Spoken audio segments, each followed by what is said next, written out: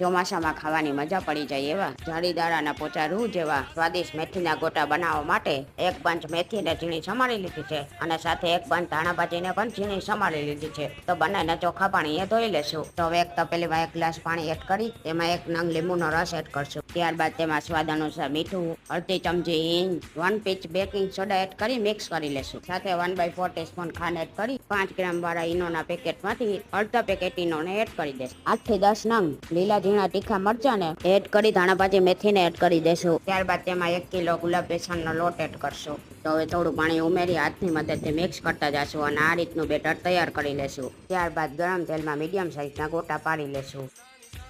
ગેસની medium flame પર 3 થી 4 મિનિટ તળ્યા પછી આ રીતના ગોલ્ડન કલર આવી જાય પછી ગરમા ગરમ જાળીદાર અને ઉજળા પોચા રૂ જેવા મેથીના ગોટા તૈયાર છે. તો તેને ચટણી સાથે સર્વ કરી લેશું. આ રીતે ગરમા ગરમ મેથીના ગોટા બનાવીને જરૂરથી ટ્રાય કરજો.